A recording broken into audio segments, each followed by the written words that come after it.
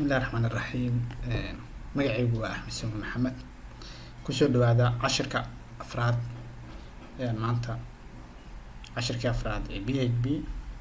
cashirkan maanta waxaan uga hadli doonaa hadduu Ilaahay yiraahdo if statement ama conditions. conditionska waa waxyaabaha programkaada ka dhiga wax uu qofka userka ah haga waxyaabaha ka dhiga. tusaale ahaan oo kale haddii programkaada haddii dadka isticmaalayaashaada haddii aad u kala saarto kale mathalan qof dad waaweyn ah oo howlgab ah iyo dad dhalinyaro ah oo 18 sano ka weyn ilaa iyo 60 sano iyo dad yar oo caruur ah oo wixii 15 sano ka yar ama 18 sano ka yar sida u taqaano.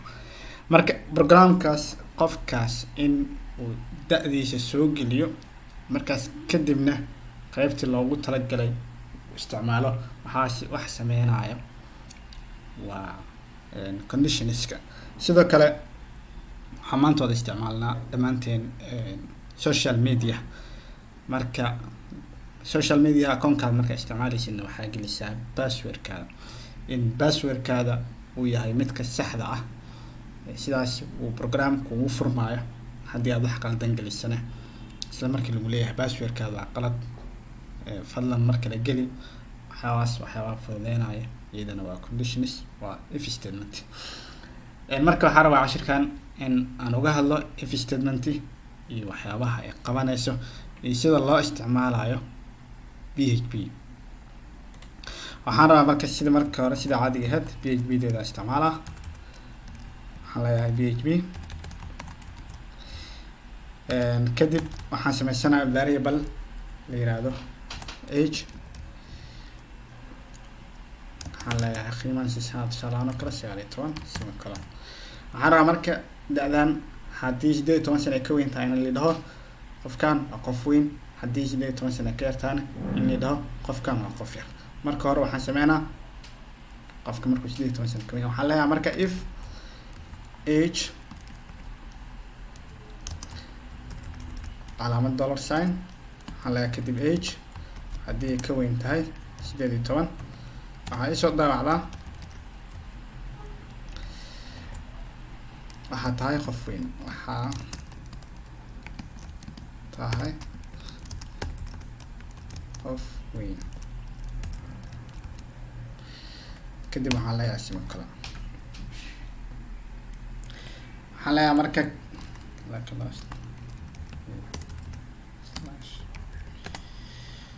cashirka afraad waatana waxaa tahay qof weyn. haddii laakiin hadda aan ka dhigo meeshaan mathalan 17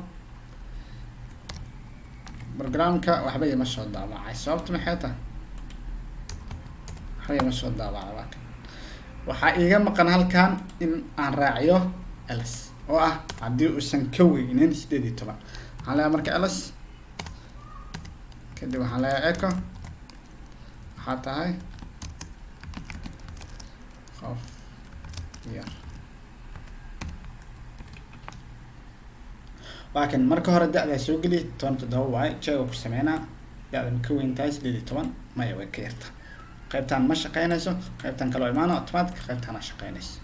laakiin hadda waxaa leeyahay waxaa tahay qof yar markaas. laakiin haddii meeshaan aan ka dhigo tusaale ahaan oo kale 27 waxay leeyahay hadda waxaa tahay qof weyn. marka if iyo else sidaas u shaqeynaysa. tusaale ahaan oo kale qolaa soo gashay qolka haddii uu mugdi yahay la arkashad haddii kale ma u baahnid inaan la arkashado saas oo kale waa. marka if else waxaa kaloo jirta mid kaloo la leeyahay else if yani tan koowaad jeeg ku sameynaa haddii ay run noqonayso, tan labaad oo fiirina haddii ay run noqonayso, tan saddexaad automatic uu shaqeynaa else automatic ayuu shaqeynaa. waa kan waxaan leeyahay hadda if age ka haddii uu ka weyn yahay tusaale ahaan oo kale 50 waxaa tahay waxaan leeyahay qof ama 60 leh. waxaan leeyahay waxaa tahay qof howlgab ah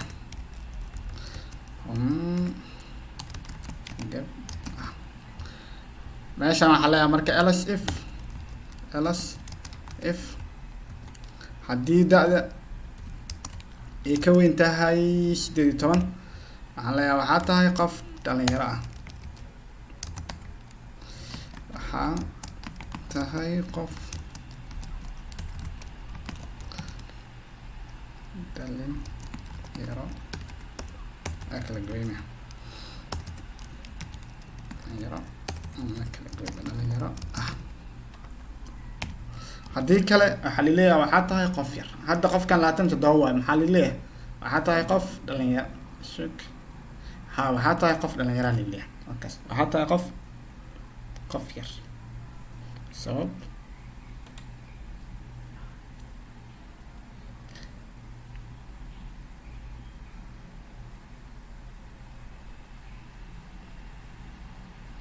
inta age-ka waxaan ka tegay inaan dhaho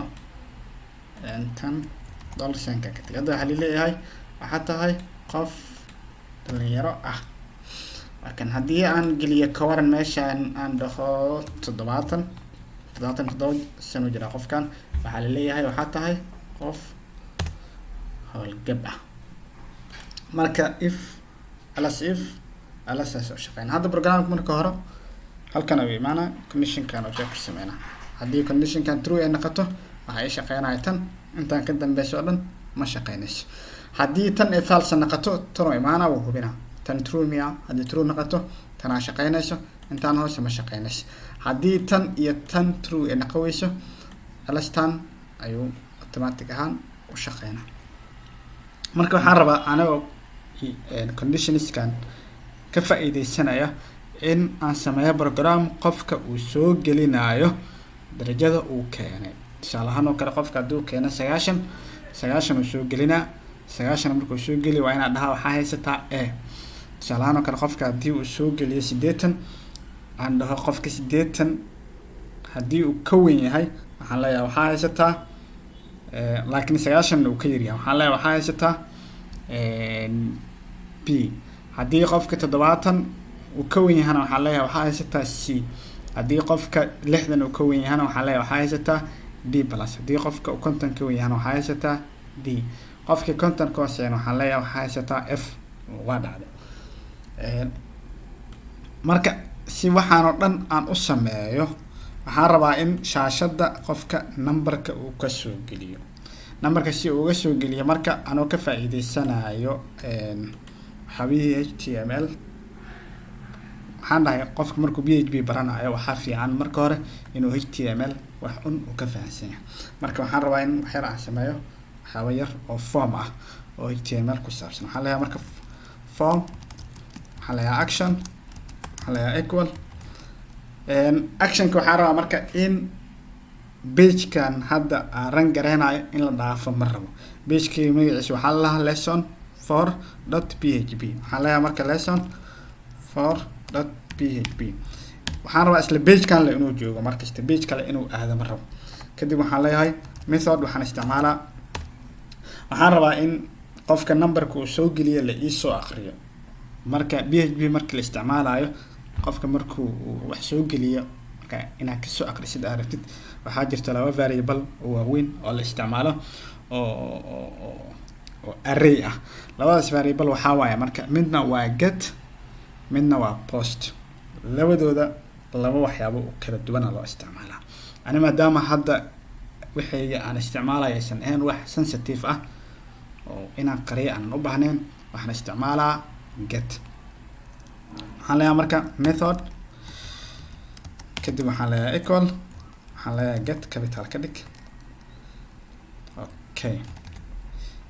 waxaan soo xiranaa marka formkeyga kadib waxaan rabaa marka in shaashada aan text box geliyo soo ma marka waxaan leeyahay enter your mark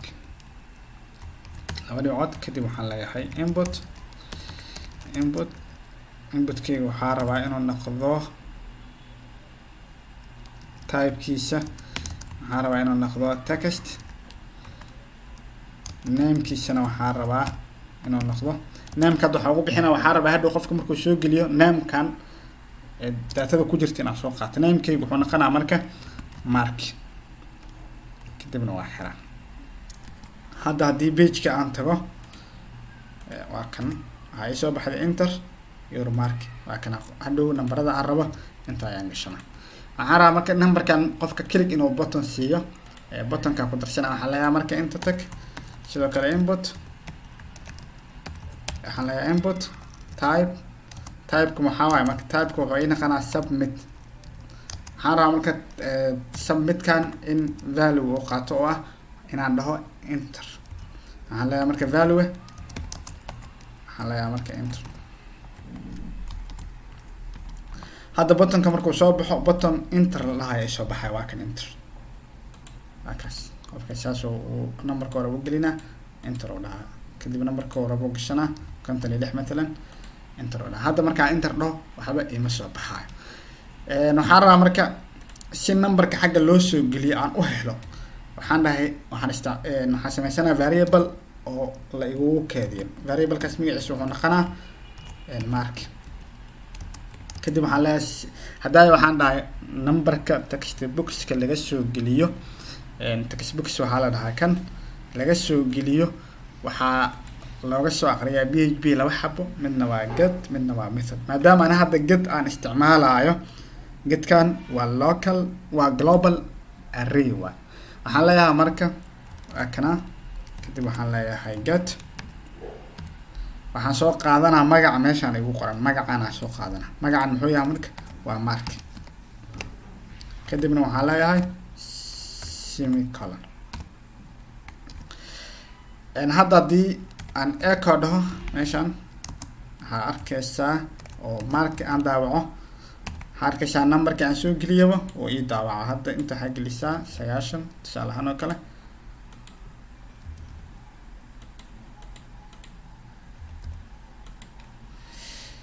ma daawacayo maxaa jira mark tahan la get mark text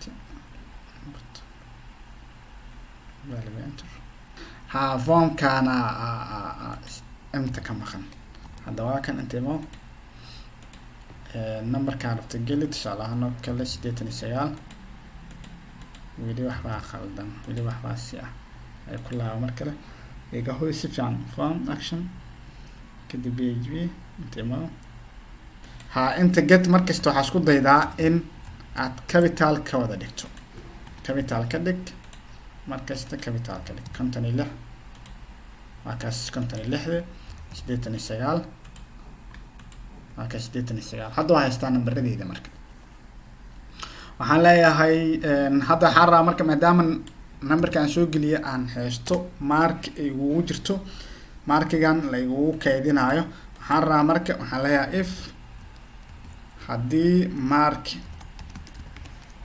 uu ka weynaado 90 waxaa isoo daawacdaa echo semicolon hadda waa kan tusaale ahaan oo kale intimo 91 geli waxaa isoo baxday haddii laakiin 80 aan geliyo waxba iima soo baxayo waxaan intaa tagay haddana waxaan leeyahay intimo ls if haddii mark uu ka weynaado 80 waxaa ii daawacdaa echo b halkaan imo waa kan waxaa gelisaa 81 waa kas b sidaan ayaa ku wadaa marka kadib waxaan leeyahay ls if waxaan leeyahay haddii kale mark uu ka weynaado 70 waxaa isoo daawacdaa echo waxaa daawacdaa c semicolon kan kale waxaan leeyahay ls if haddii mark uu ka weynaado 60 waxay daawacdaa d plus semicolon waxaan leeyahay ls if haddii mark uu ka weynaado 50 waxaa ii daawacdaa d kan kale ugu dambeeya maxaa leeyahay marka ls ma u baahni waxaa ii daawacdaa f qofkaas wuu dhacay. hadda waxaa gelinaa numberka 49 oo kale waa inuu f soo baxaa. waxaa khaldamay kulaa alas eeko ha meeshaana semicolon ka tagay.